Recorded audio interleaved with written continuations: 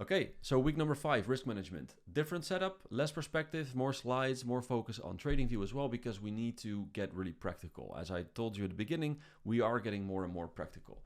So by now, you know what financial markets are, what they look like, where we can buy assets maybe, what assets we can buy, how we can tweak our portfolio, etc. And we're getting closer and closer to execution. Not the type of the gallows and the guillotine, but actually trade execution or making an investment, taking that decision of like, yes, this is where I'm going to allocate some money. And it is absolutely essential that we have a proper risk management system in place. Why? Well, losing money or making decisions that aren't necessarily in our favor is part of the game. And we can create a certain system that allows for that. Like we can accept that. It's just a near impossibility that you never make any losing trades or investments. But we can protect ourselves from the downside that we have when we make a decision that turns into a losing trade or a losing position. One final thing before we go in. So risk is something that is inherent in existence, you can say, right? There's a risk going out the door. There's always the possibility of an accident, for example. Now, that possibility is very, very low, so we don't necessarily think about that outcome, right? It doesn't prevent us from going outside. But let's say that the probability of accidents is very, very high. I don't know, maybe some region in the world somewhere. Then you may be a little bit more concerned about going outside, right? And it's this sort of like risk that we find in basically everything we do in life, that we want to manage that. We want to get a grip of what risk looks like, and then how we can incorporate it into our system, right? It's just something to embrace. It's not something to be afraid of, and it's just inherent in the game. There's no reward without also taking some risk, right? Think about entrepreneurship. The people that have successful businesses generally took a lot of risk to get to that point. Right? And the same is true for trading, and the same is true for investing. You simply do not know ultimately what is going to happen. Game of probabilities, and of course, like hopefully the result of doing your own research that turns into something good. So risk is nothing to be afraid of. It's just part of the game. We are going to be losing trades. We're going to be losing money. That's absolutely fine. But we can tweak it in such a way that we control how much we lose. And with the skill that we build, we can also kind of not control, but we can kind of get a grip on how often we lose. Okay, so this week only 2 chapters, but they are paramount to this course and just in your trading journey. Really take that, or investment journey as well. Believe it. Take it from me, please. And it's definitely not a boring topic. So this week is about creating a winning system, hopefully, limiting losses, determining our risk versus reward. We want to learn a thing or two about position sizing. So how much do I buy of an asset, right? That's something we need to sort of think about. It's like not just you have 100 euro and you throw 100 euro into an asset. That's pretty straightforward. But what about when you have a trade idea, you have some invested, etc. And how much can you actually buy from a certain stock that is within your risk parameters? That will explain in the slides. And I want to talk a little bit about leverage, because that is an essential part of financial markets as well. Now, 2 things that are absolutely paramount to becoming a consistently profitable trader. Let's stick with trading for the foreseeable future, for at least these examples, right? And we can apply this stuff to investing as well. You need to achieve 2 things, basically. Win more often than you lose, and when you win, you want to win big, and when you lose, you want to lose small, right? So it's a given that we are going to lose money, but we dictate how much we stand to lose. We can put a hard stop, a hard limit to how much we lose.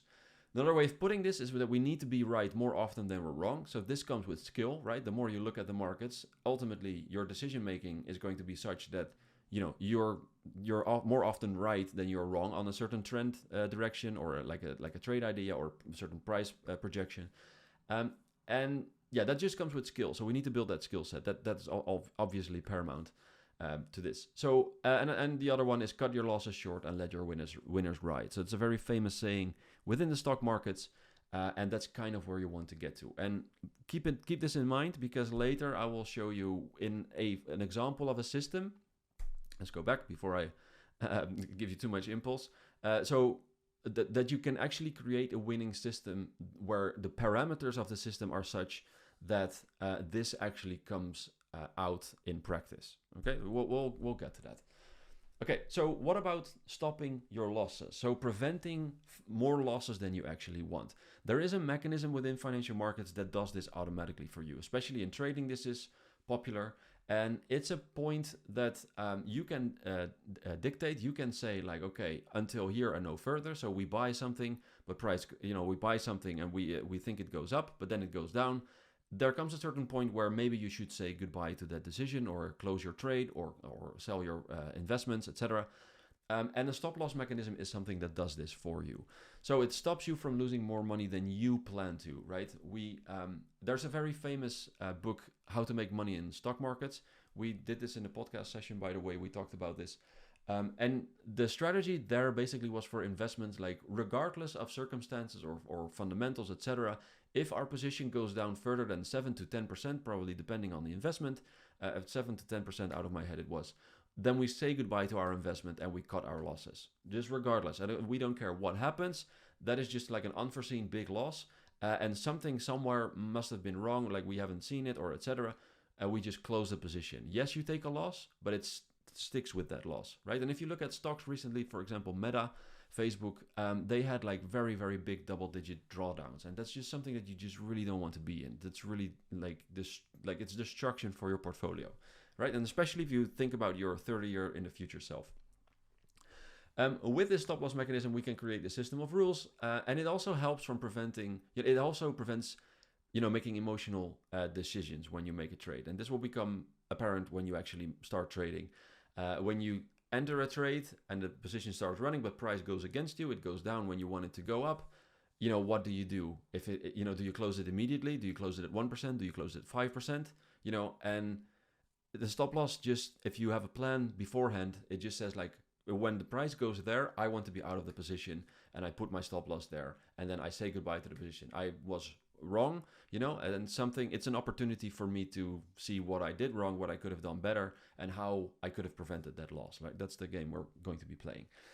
So it prevents you from hanging on to a losing trade or investment. In cryptocurrency, this is called becoming a bag holder, right? You just simply don't want to be in that position. Point of invalidation, stop loss trigger, we call, and that closes your trading position, or you can sell your investment. So remember, this mechanism will come back to this, right? So if you look at the chart on the bottom right, so we have a buying price, and then all this time when price goes up, we're sort of like green, but then price goes against us, right? We didn't take our profits. Price goes south, it goes below our entry level, that's where the line turns red, but then that dotted line is where we placed our stop loss, and it's like, okay, the trade didn't work, it's okay, we live to fight another day, but we limited our losses to that point that we decided beforehand, okay? And so then you avoid that losses and the headaches. Okay, so in TradingView, we have a tool called the long position and short position tool, but you can also call it the risk reward ratio tool.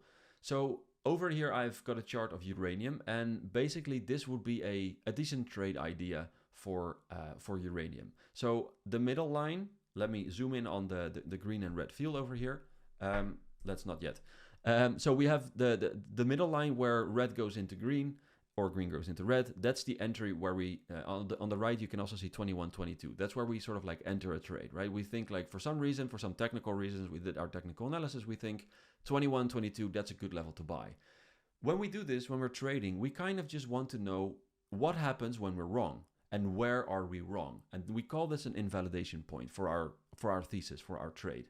And we need to decide that beforehand. And if we do, then this is already like the first example of like what a system can, the basics of a system can look like. So our stop is at 1876, as you can see. That's the bottom red line, right? It says stop, and it's $2.46 down, so 11.59% in this case.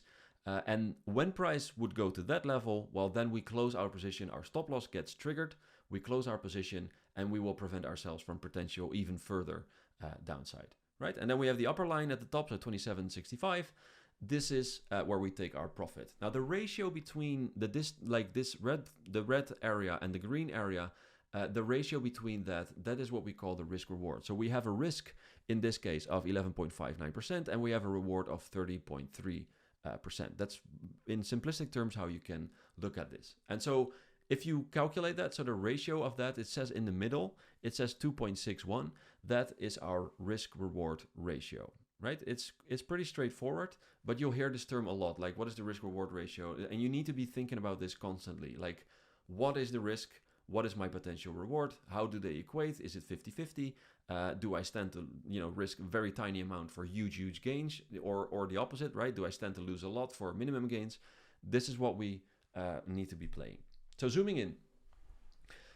So the take profit in the top, the buying and selling, that's our entry, and we have our stop loss at the bottom, right? And I've just copied a picture from, I think this is Binance, I'm pretty sure this is.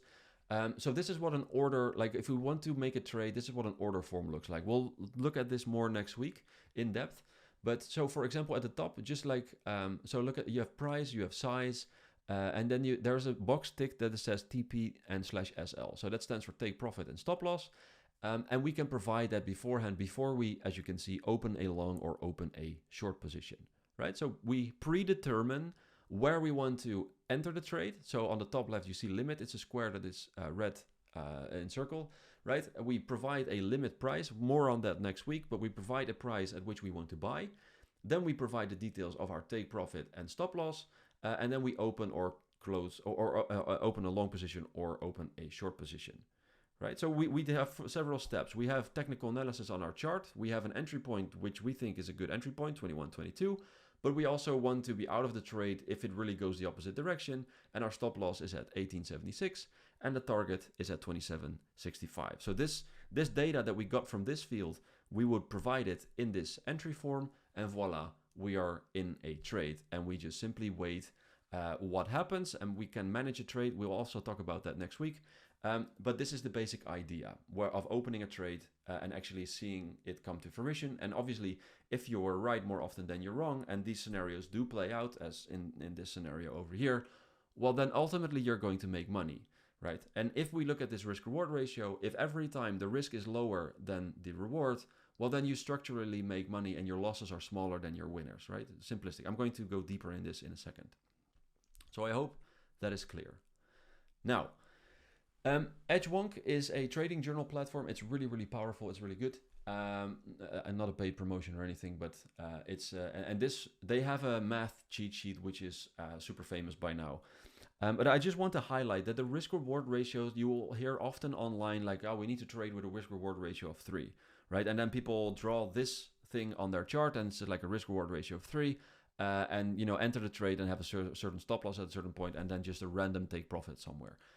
You could go about it that way, but I am of the personal belief, and I would argue that that's just the way to go, is that your risk reward is dependent on the trade idea. So you have a chart in front of you, and then you have a certain area where you could pick an entry, a certain area where then in that case your stop loss would be, and then you also need to have a target beforehand, which you say like, okay, that target makes sense. For example, in this case, my apologies, over here, this point would be a potential good profit taking point, right? So that's where in this area we want to place our take profit, and not just like at a risk reward ratio of 2, because then we could be, losing out potential extra gains, when it's just far more likely that after a breakdown of such a long period, we don't stop at a few percent, we actually go for these higher targets over here, right? So that needs to be in your thinking, and then you draw the risk, you draw your trade idea. With this tool, you can do that. And then the result of that is the risk-reward ratio, right? So rather than starting with a risk-reward ratio of 3 and just putting it anywhere on your chart, the chart tells you a trade idea, and then the result of that is a certain risk-reward ratio, and that allows you to say like, okay, well, then I can put some size, I can take some risk, I can bet more on this trade if the risk-reward is so good. And if the risk-reward ratio is not that good, then maybe I don't even want to take the trade, or I take less risk. Okay. Fun fact about this math sheet is that you have this risk reward. So the R multiple on the very left table, the left part of the left table, the R multiple, that's the risk reward ratio basically. And so if you look at the number 3, if we were to work with a risk reward ratio of 3, the required win rate, to break even is 25%. What does this mean? It means that if you make 4 trades, so that is like say 100%, you only need to be right once of those trades in order to break even. So you can actually lose 3 trades and you would still after 4 trades, so winning 1, losing 3, you would still be at break even. Now, I hope that lands, because that is a very powerful concept, but because it tells you that if you're consistently profitable and your win rate goes up, and you take these trades that really come to fruition very often, of like an R multiple of 2 to 3, well, then you can actually lose quite a bit of trades in order to like still break even. But obviously, if you get better, you'll lose less, and then you just structurally see that you will make money. Okay. So I hope that is clear. Something about the drawdown. I just want to highlight this a little bit. If you lose 20% of your drawdown, it doesn't mean that you need to make 20% returns in order to be back at break even, right? If you go down the table 50% of your money, well, then you need to kind of double your money to be back again. This is something people often forget, is that these drawdowns really, really, they hurt you in the long run. And for trading, probably 3% max risk per trade, that's something that you want to work with. Because if you have 4 trades in a row where you lose 5%, well, it really starts to add up. So this drawdown table is something, it's a very obvious concept, I think, but it's something that I think we need to keep into the back of our minds in order to prevent ourselves from getting in a position where we actually lose 5% or 10% even on one, 10% of your total capital on a certain trade, right? We just don't want to be in that position, because it gets harder and harder for us to come back at our starting capital. Okay. Okay, let's just so this is basically the top table is what I've been saying. You can pause for a second. You can go through that table if you want. But yeah, what I've been saying also is listed at the bottom, where if you have a high win rate, so let's say 70%, but it means like 70% of the times you're right, 30% of the times you're wrong. Well, with one trade, obviously it's 70-30, right? But if with 2 trades, you can see that the percentages change. So you have a high win rate, you're really good at, making certain assessments where price may go. And then after 2 trades, well, the chances are that you have 2 consecutive losses are only 9%. And the chances that you have 5 consecutive losses are very, very slim indeed with such a high win rate, if you're that good. Generally speaking, the win rate is quite a bit lower. But you can see what is sort of acceptable and why you need to get to a higher win rate. So you build up that skill level, and then you start to trade these ideas that have a favorable risk-reward ratio. The result of that is simply a winning system with hard, limited losses for each trade setup. Okay. Now, if you do this, so your win rate is 55%, which is definitely achievable. You risk 2%. Your R multiple, so risk reward ratio of 2, and you start with an account size of $10,000. After 500 trades, well, you've got a bit of capital, right? So work with this. We will share the cheat sheet in the Discord, and you can figure out these math bits for yourself. But this is kind of what we want to get towards. So that the good risk reward ratio trades, and then a high win rate, and the combination of those with this system in place where we hard limit our losses. That is our way to constructive, consecutive, constructive, consistent profitability. Okay. For position sizing, I want to go to trading view a bit. All right. Let's not look at ARM. Let's let's do SPX, something like that. That's some downside going on. Okay. Well, that's cool. Maybe we can do something with this. We're looking at a daily time frame. So let me remove this, and give me a second. Yeah. So let's just work with what we've got right now, because we want to be looking at what is current day, right? We can look at this stuff and we can analyze it to learn, but let's see if we can actually do what we're trying to learn here. So on the top left, or on the left bar over here, you have all these icons on TradingView, and you can use them for drawing. But over here, projection, we have long position and short position, right? So that is very simple. So if we we put a long position, let's say we want to long right now. I don't advise that. We click on the chart. This could be our entry, and we say okay, if price goes lower than this, then we want to exit, and our take profit is over here. Right, and then you have this tool where you say risk reward ratio 2.79, etc. That's okay. And then you can do this, and you can use this to your favor. That's all fine. Now, I wouldn't necessarily recommend this trade idea, but for the sake of demonstration, let's work with it. And let's just make this at, let's put this at 3. Let's bring the risk reward ratio to roughly 3. So like 3 something. You can also, by the way, double click on this, and then you can select the inputs, and then you can do this sort of like manually if this is your, if you want to do it that way.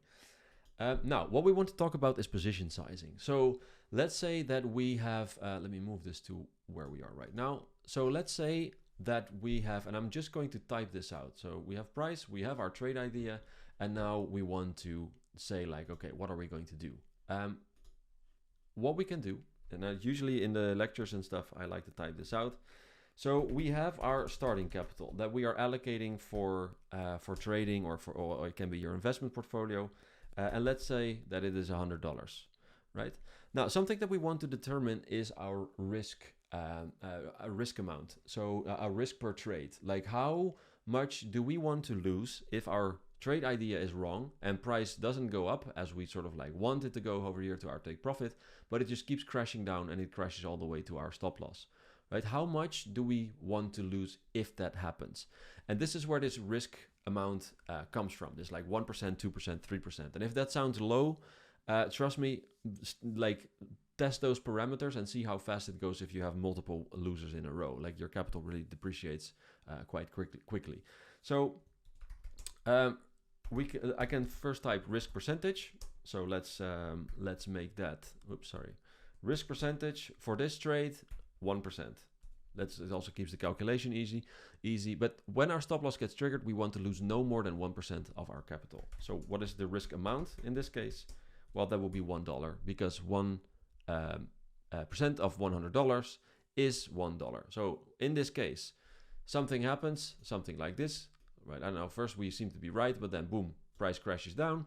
And then actually what happens is our stop loss gets triggered. And we decided in this case, you know, that we didn't want to lose any more than, let's give me my field back, 1%. So in this trade scenario, we lost $1 and we live to fight another day and we can go on to the next trade, right? Now, how do you know how much stock to buy? So in this case, we're working with a high number, but do you allocate your full $100? Do you allocate $10? Do you, like, how much do you enter this trade with? Like that needs to be a given as well. And this is what we call position sizing, right? So what we can do is we know we have $100 and we have a certain amount of metrics over here. We want to lose 1%. And what we have is a special, well, not a special calculation. We have a calculation in which we can dictate that the risk amount divided by the percentage distance to the stop loss, that is our position size. So let me just type that out.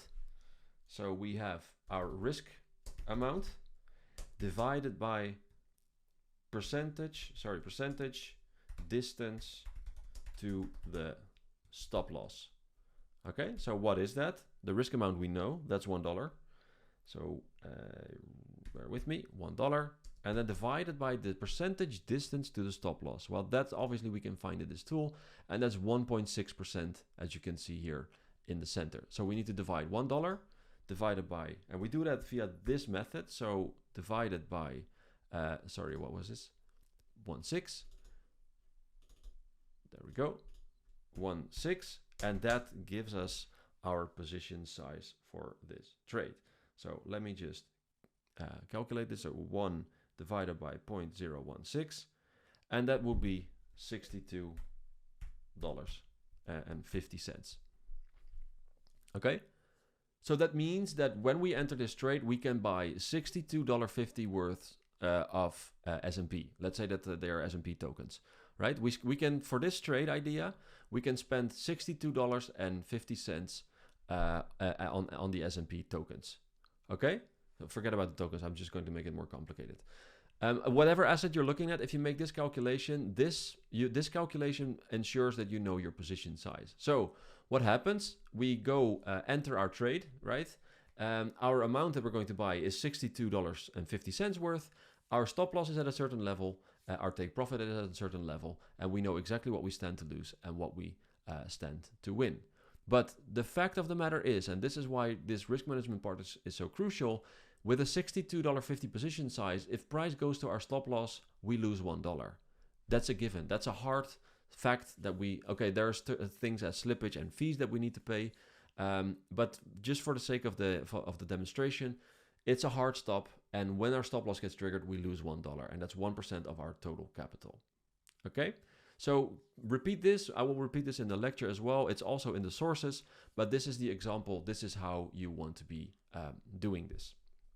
Okay, and practice this multiple times if you don't understand the calculation, how this works. But what is important is that you have the risk amount, so $1 in this case, and you divide that by the distance, percentage distance to the stop loss of your trade idea.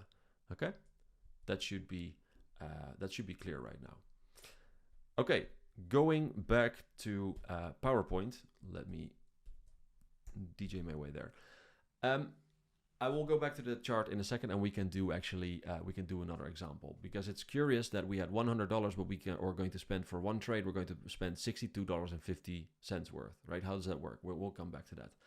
Now, leverage. Okay, leverage allows you, I'm going to just read the slide. Leverage allows you to trade and invest with more capital than you have in your account by borrowing from the broker or the exchange. This generally is expressed as a ratio, so we can borrow twice as much money that we have in our account from the broker, from the government, from the broker or exchange, or 3 times, or actually 100 times. And this allows us to, or you can also see that as 2x leverage. That's what you usually hear. 3x leverage, 100x leverage. And so actually the example, I will give an example in the next slide, but we can work with more money than we have in our accounts. Now, you can see that's why the exclamation mark sign, it's not a wet floor.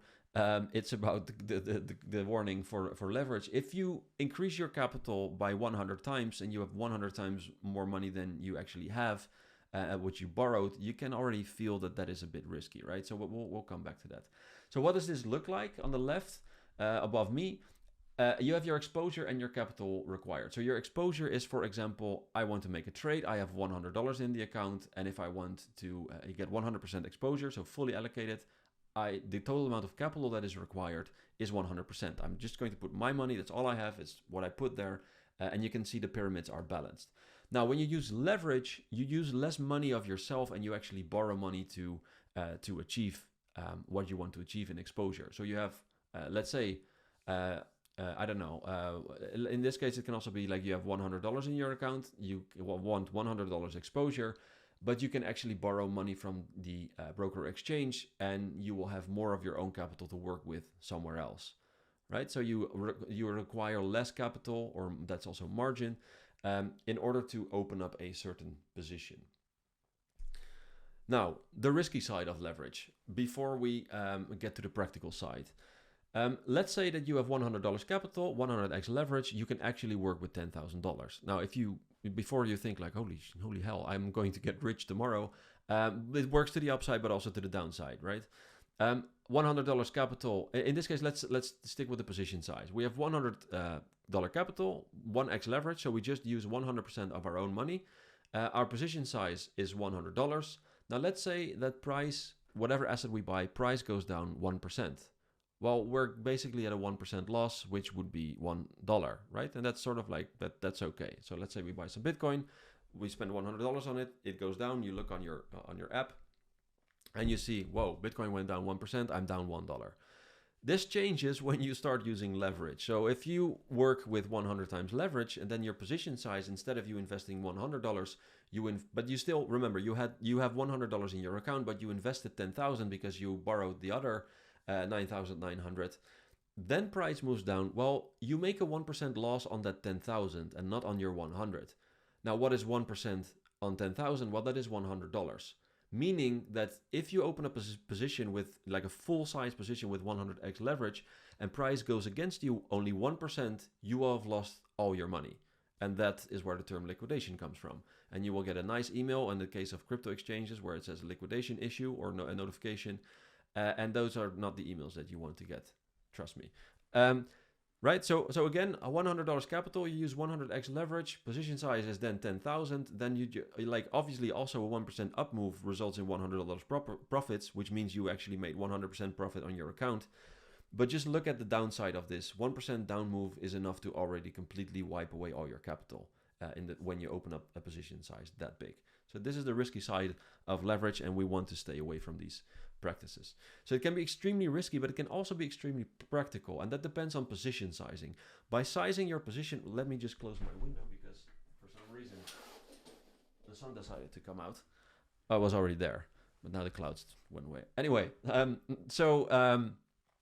it depends on position sizing. You determine your risk by how much money you actually allocate for a trade or an investment, right? With a smaller position size, let's say that you have, $100 in savings, and you invest 10% of that, well, then you have lower risk than when you invest 100%, right? You determine the position size that you put into a market or into an asset. And obviously your stop loss will also limit that. You can also tweak your risk with that. Sizing your position based on your system, including stop loss, is proper managing risk and setting hard parameters that let you know exactly what you stand to lose and win. And this, it sounds maybe when you it gets to a point where it can get quite boring actually, but this is the way to consistent profitability. Really, trust me. Like all the elite traders that you find online will ultimately say there are exceptions where maybe you deviate a little bit from it, but if you are structurally trading, then this is just the practice that you want to apply. So let's go back to TradingView, back to position sizing, but now we actually use leverage, and I want to talk about the practical side of leverage. So let's stick with this example. So we have S&P over here. We have our starting capital. We risk 1%. The risk amount. This all stays the same. But what we're going to do is we're going to, let's say that we zoom in on the lower time frames. It's not open just yet.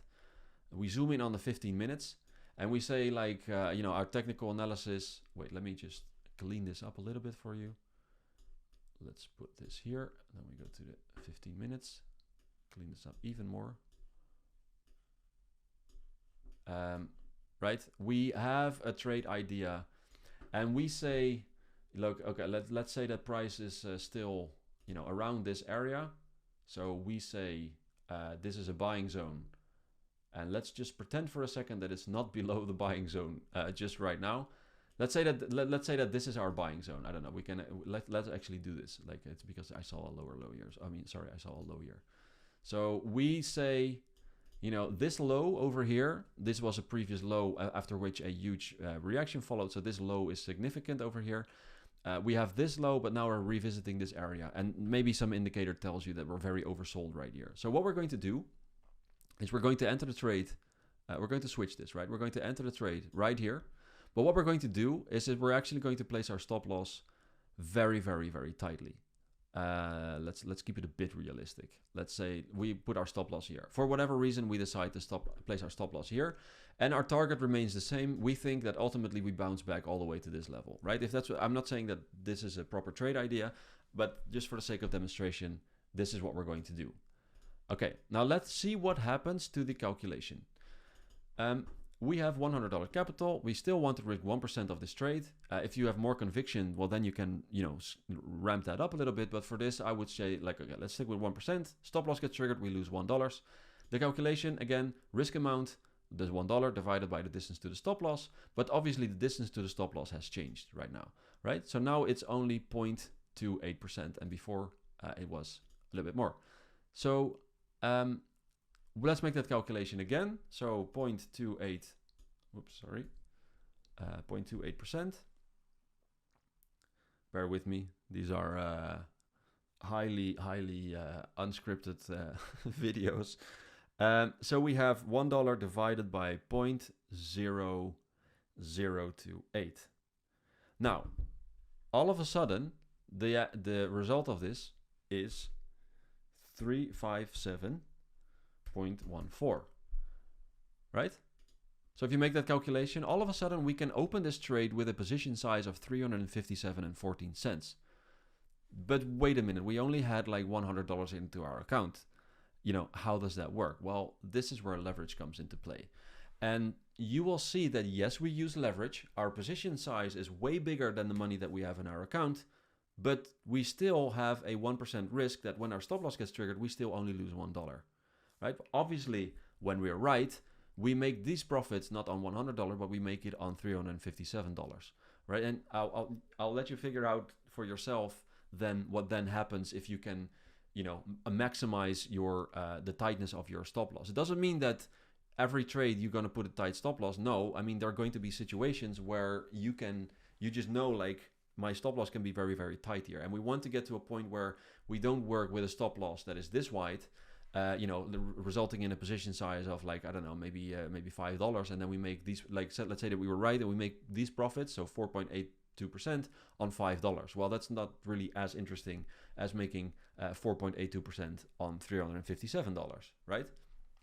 So this game of finding perfect entries, of good entry picking without getting our stop loss triggered, but actually having a very tight stop loss, results in that we can work with larger position size but stay within our risk parameters, right? And this is the very, very practical side of leverage. And you can also think that you can open multiple positions on this. So let's say we can open 3 trades. Let's say they all have the same parameters, and we will be working with $1,000 capital, so almost 10x leverage, right? 3 times 357 position size. But let's say that all 3 trades go south. On all of them, we will have lost 1% per trade. I hope this is clear. I'm going to leave it at this. Let's see, what else was there? Let me go back to PowerPoint. Yeah, so just some final closing points. This is just super paramount to understand. If you understand this, then working with your skill set, like, the result is simply that you're going to be a profitable trader if you get better and better and stick within these parameters and use this methodology. Or at least, this is a methodology that you can use. Perhaps there's more stuff out there, or you learn something yourself. And we'll get a little bit deeper into the practical side of how to execute trades next week, obviously. But this is paramount to managing your risk properly.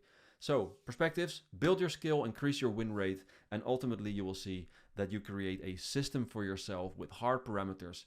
And the other chapter that we're going to do is psychology. Using a system like such, going all the way back, I'm so sorry, as such will also eliminate a lot of emotional decision making. And that is something for the next chapter. And we'll see each other there.